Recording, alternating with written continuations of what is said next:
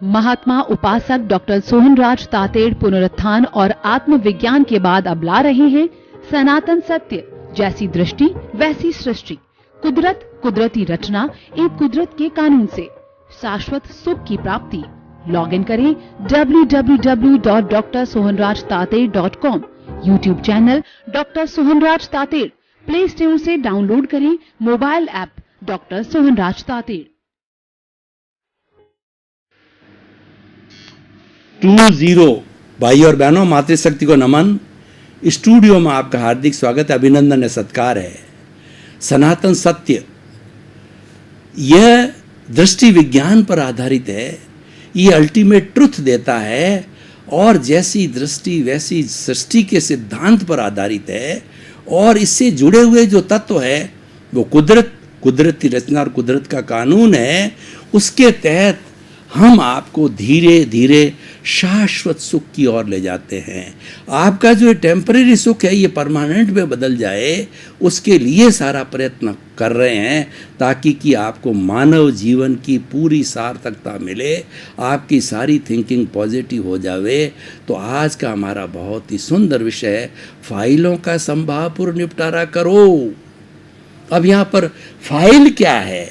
मेरा शरीर file number 1 और मेरे नज़दीक से नज़दीक रहने वाली मेरी पत्नी फाइल नंबर 2, बेटा फाइल नंबर 3, बेटे की बहू फाइल नंबर 4, पोता फाइल नंबर 5, दूध वाला फाइल नंबर 6।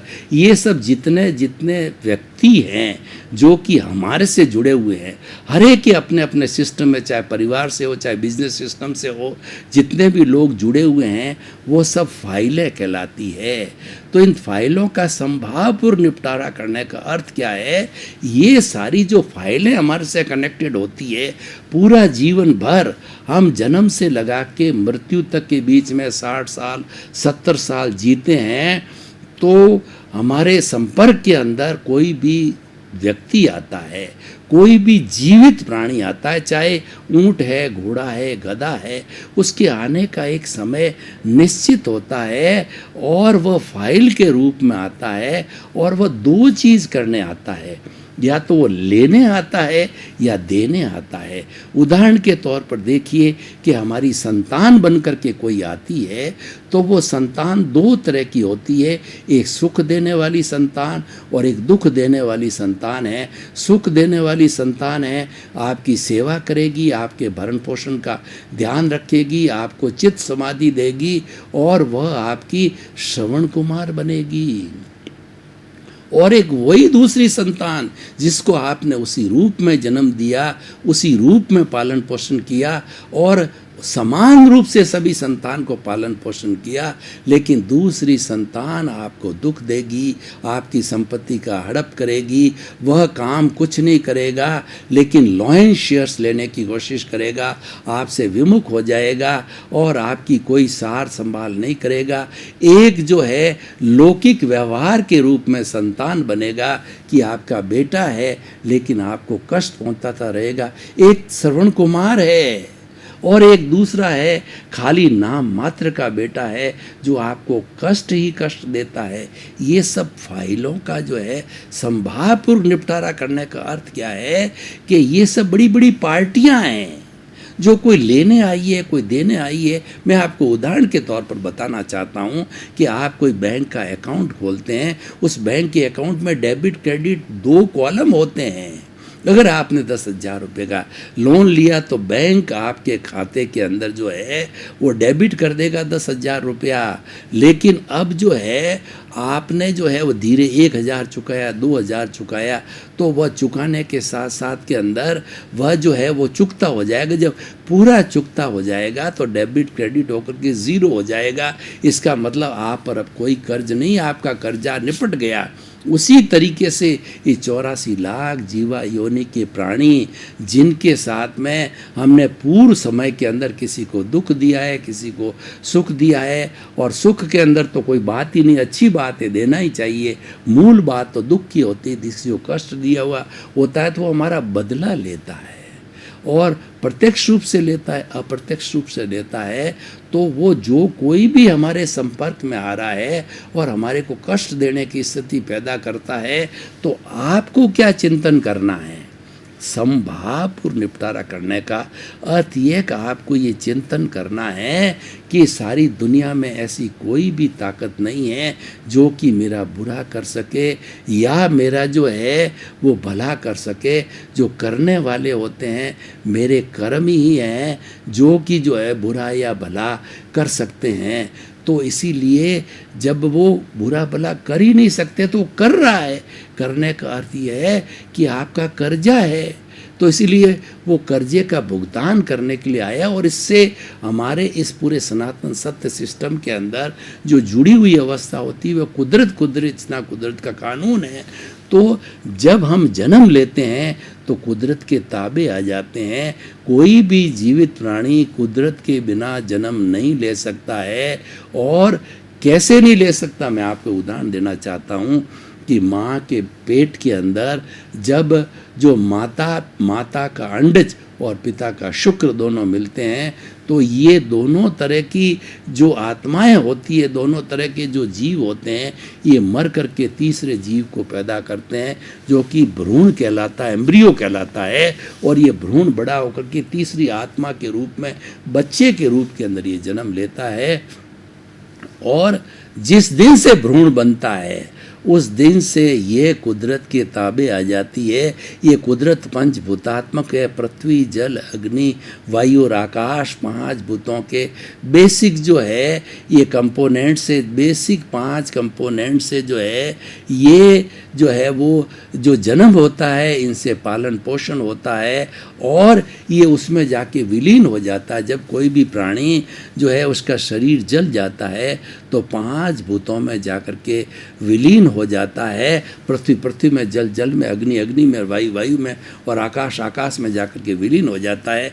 तो ये कुदरत इतना कुदरत के कानून तुरंत जो है जो उसके साथ में उसके जन्म के साथ आ जाते हैं, वो जुड़ जाते हैं। और ये सारा एक सा कानून 84 लाख जीवा योनि जितने भी बर्थ प्लेसेस सब पे एक सा लागू होता है। तो फाइलों का संभावपूर्वक हम निपटारा करना, हमको समझना, संभाव रखना है ये मेरा ही किया हुआ है, ये पिछले जन्म की ध्वनि है, इस जन्म में प्रतिध्वनि बन के आती है। कैसे प्रतिध्वनि होती है? आप कभी किसी खुले कुएं के पास जाइए और कुएं के पास जाकर के आप बोलिए कि जो है तुम अच्छे व्यक्ति हो, तो भीतर से आवाज़ आएगी तुम अच्छे व्यक्ति हो। और तुम जो है वापस कहते हो तुम नालायक हो, तो अंदर से आवाज़ आएगी नालायक है। यानी जो आपने पिछले जन्म में कॉजेज डाले थे, पिछले जन्म में जो आपने ध्वनि की थी, वो कॉजेज है, वो बंच ऑफ दी कॉजेज बन करके इस जन्म के अंदर वो भाव कर्म द्रव्य कर्म रूप में बल करके जो कर्म बीज आपने डाला था वो पक करके और फल के रूप में इसमें आता है और वह फल हमें दिया जाता है। फल देने के लिए ये कुदरत उस व्यक्ति को जो फल देता है, जो बदला लेने वाला है, वो आकर के सामने खड़ा हो जाता है।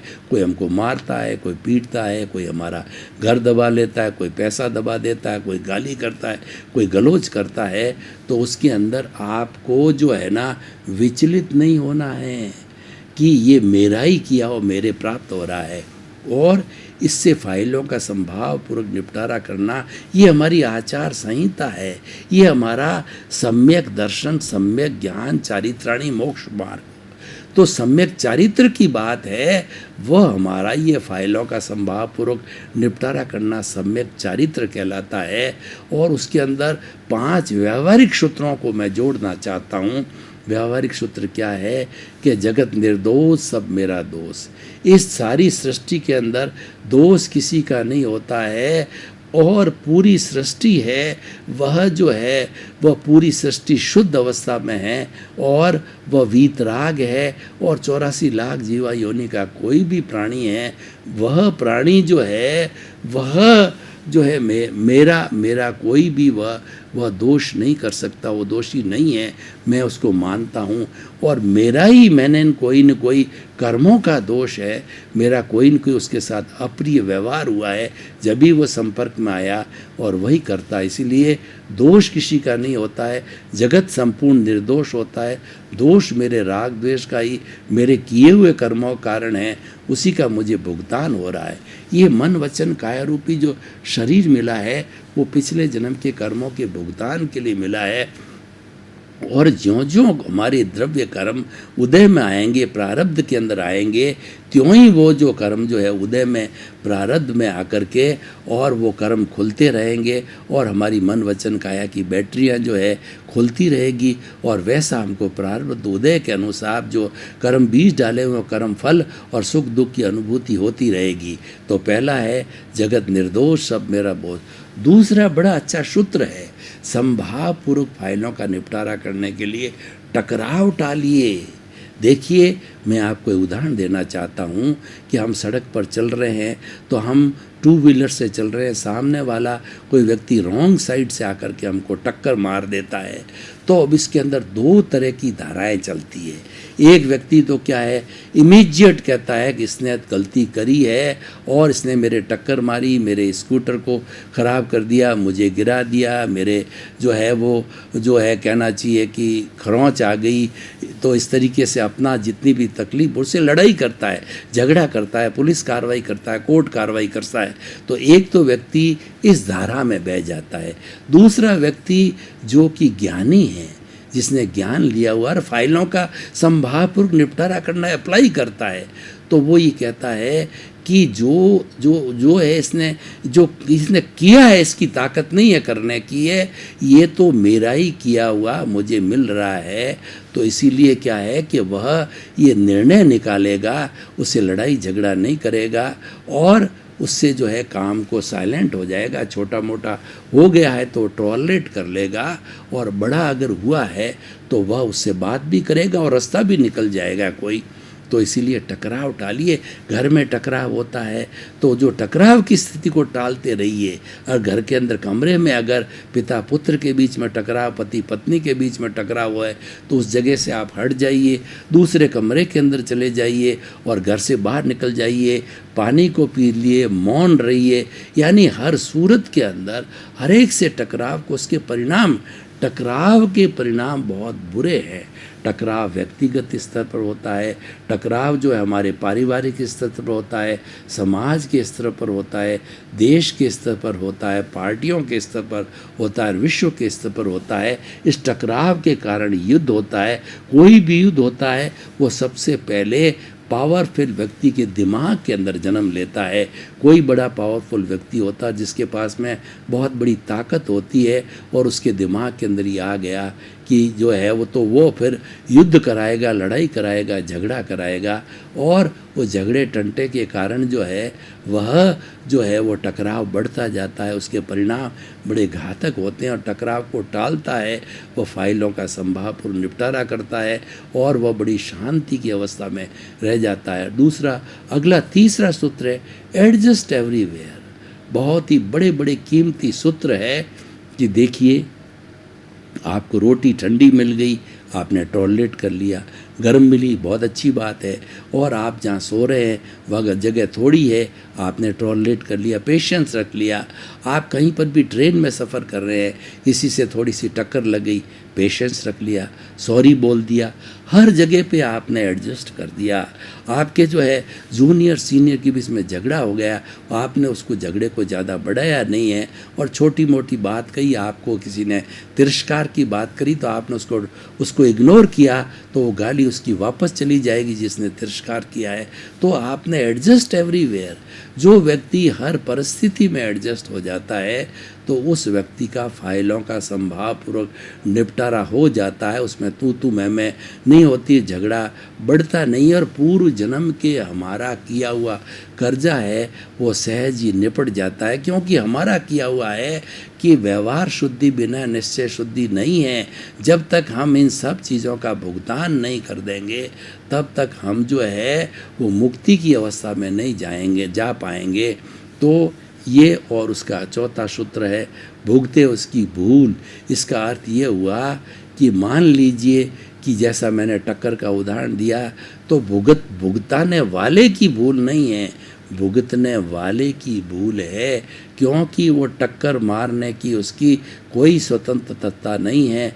वो टक्कर मारा गया, उसको कुदरत ने भेजा है टक्कर देने के लिए, क्योंकि आपका ड्यू है, वो आपका कर्जा उतरना है। तो कोई भी आपके साथ के अंदर कोई भी नुकसान करता, बुराई करता है, तो समझ लीजिए कि वो मेरा हितैषी है, वो मुझे मुक्ति की ओर ले जाने वाला है, और वह मेरा हिसाब जो मेरा कर्जा है उसको उतारने के लिए आया है। उसको तो नमस्कार, उसको प्रणाम करो कि भैया तेरा जो है ये तुम मेरे को जल्दी से जल्दी इस कर्ज से मुक्त कर, और इससे मुक्त होकर के ताकि कि मैं भी जो है सिद्ध बुद्ध मुक्त बनूं और मेरा सारा कर्जा जो है वो हो जाए। मैं आपको एक उदाहरण देना चाहता हूँ। मान लीजिए कोई व्यक्ति ने कर्जा ले लिया, 1 करोड़ का कर्जा ले लिया, कई पार्टियों से कर्जा लिया, तब फिर उसने कहा कि इस तरीके से तो मैं दिवालिया घोषित हो जाऊंगा सारे मिल कर के।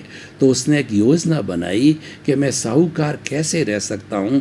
तो उसने अपना निर्णय लिया, टोटल प्रॉपर्टी की टोटल लगाई कि वो प्रॉपर्टी उसके पास में 50 लाख की है, और वो साहूकार बन के जीना चाहता है, अपने पे दाग नहीं लगाना चाहता है। तो उसने सभी पार्टियों को बुलाया, उन्होंने कहा भाई तुम्हारा सबका कर्जा मेरे पे 1 करोड़ का है, और मेरे पास में 50 लाख की संपत्ति है, आप सभी 50-50 बांट करके ले लो, ये अच्छा प्रस्ताव है। तो लोगों ने देखा कि इस बेचारे के पास है ही इतना, अब क्या उसका खून चूसेंगे, चमड़ी चूसेंगे। उसने तो खोल के अपनी सारी किताब बता दी, उन्होंने ले लिया और उसको साहूकार घोषित किया गया, और पुनः उसने वापस अपना काम किया तो बहुत बड़ा मल्टी मिलियनर बन गया। उसका दाग धुल गया, क्योंकि ऐसा कहा जाता है if wealth is lost nothing is lost, if health is lost something is lost, and if character is lost everything lost. अपने करेक्टर पे कोई भी धब्बा लग जाता है तो सब कुछ लॉस्ट हो जाता है। वो धब्बा नहीं लगने देना चाहिए, ये हमें पूरा ध्यान करना चाहिए। तो इसीलिए भाई और बहनों, हम आपको बताना चाहते हैं कि ये भुगतता उसकी भूल होती है, भुगताने वाले की भूल नहीं होती है। मान के चलना चाहिए तो हुआ सो न्याय, ये ईश्वर के घर का न्याय है। जो हम जो न्यायालय के अंदर जाते हैं और जो न्याय हमको मिलते हैं तो उसमें हम संतुष्ट हो जाते हैं। तो नहीं होते तो चैलेंज करते हैं, लेकिन ईश्वर कभी अन्याय नहीं करता है। ईश्वर जो करता हमेशा न्याय करता है, और वो पनिशमेंट और अवार्ड देता है। ईश्वर का मतलब कर्म के माध्यम से जो मिलता है वो सही मिलता है, क्योंकि एक्चुअली होता क्या है कि हम पूर्व जन्म के अंदर जो कुछ कर्ज लेकर के आए, पूर्व जन्म के अंदर करने वाला कोई और था, एक्स था, भुगतने वाला वही है। जो भुगतने वाला तो ध्यान नहीं है उसको कि क्या किया गया, लेकिन वो भुगतना पड़ेगा, क्योंकि वो आपका कर्जा लिया हुआ है। As you will sow so will you reap, जैसा आप बोओगे वैसा काटोगे, और जैसी करनी वैसी भरनी आप करके आए हो, तो वो आपको भुगतान करना ही पड़ेगा। परंतु आपको कष्टकारी क्यों लगता है? क्योंकि वह आप भुगत रहे हो, करने वाला कोई है।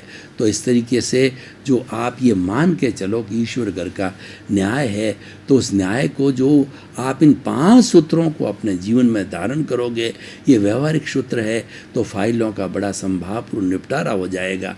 फाइलों का संभावपूर्ण निपटारा करने का अर्थ ये है कि इस जीवन के अंदर जो कुछ भी हमारा पुण्य और पाप हमारा चल रहा है, उसके लिए दोषी हम ही हैं, अन्य को दोषी नहीं बताना है।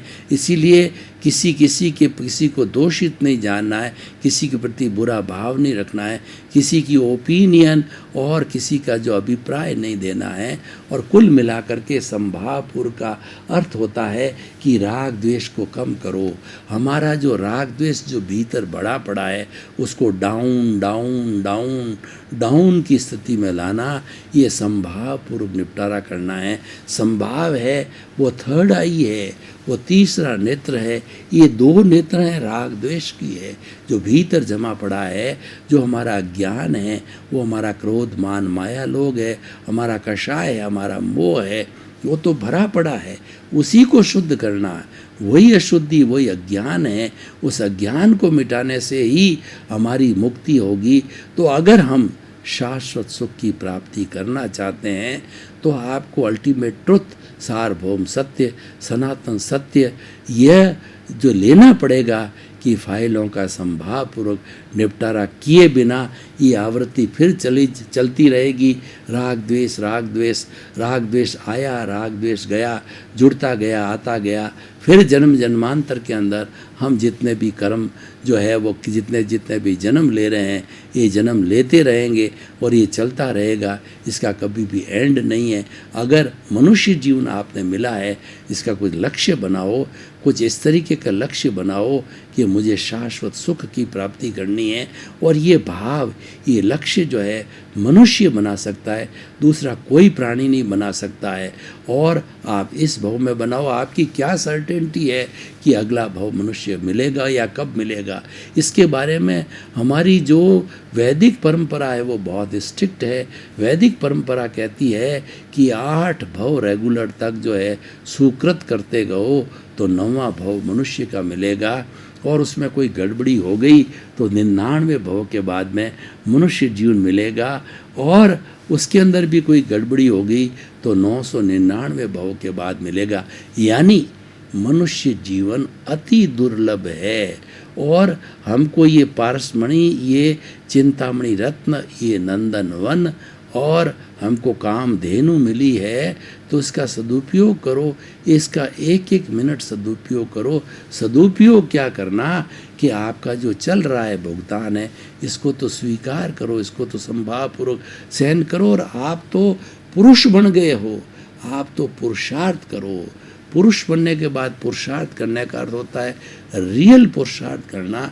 रियल पुरुषार्थ क्या है कि आपका रियल अस्तित्व क्या है, उसकी जानकारी करना, उसके अंदर आगे बढ़ना और आगे से आगे बढ़ते रहो, बढ़ते रहो। और उसके बाद के अंदर बढ़ते बढ़ते जब हमारी प्रीति थी और हमारी जागृति 360 डिग्री तक चली जाएगी तो हमारा अनुभव भी उसके अनुरूप हो जाएगा। और जब अनुरूप उसके अनुरूप हो जाएगा 360 डिग्री पर पहुंचने में, तो हो सकता है आने वाले जन्मों के अंदर हम केवल दर्शन को प्राप्त करें।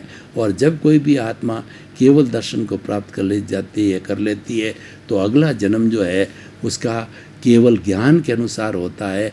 और फिर मुक्ति दूर नहीं होती है, ब्लिस दूर नहीं होता है, शाश्वत सुख दूर नहीं होता है। हमने आपको धीरे धीरे टेम्परेरी सुख से परमानेंट सुख का स्टेप बाय स्टेप पूरा ब्यौरा दिया, उसकी विधि बताई है। तो उस विधि के अंदर जो हमारे पुराने जितने भी हमने किसी को कष्ट दिया है, दुख दिया है, तो उसके प्रति प्रतिक्रमण, प्रत्याख्यान और आलोचना करते रहो। यानी आप जो है हर वक्त ये प्रायश्चित करते रहो कि हमने किन किन लोगों को, किन किन प्राणियों को प्रत्यक्ष अप्रत्यक्ष को दुख दिया है, उसे क्षमा याचना करते रहो, उससे सॉरी करते रहो, उससे मिच्छामि दुक्कडम करते रहो, उससे आपका शुद्धिकरण होता रहेगा। ये तो प्रतिक्रमण हो गया। यानी जो आप अतिक्रमण करते हो उसका प्रतिक्रमण करो।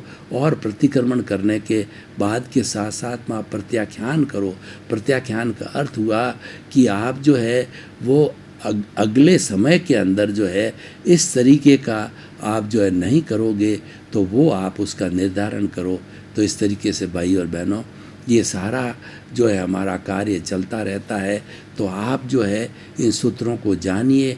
और ये सबसे बहुत ही सुंदर सूत्र हमको फाइलों का संभावपूर्वक निपटारा करना मिला है। यानी पूर्व जन्म का आपका जितना भी कर्जा है वो धीरे धीरे सहन शक्ति रखते हुए उतारते जाइए।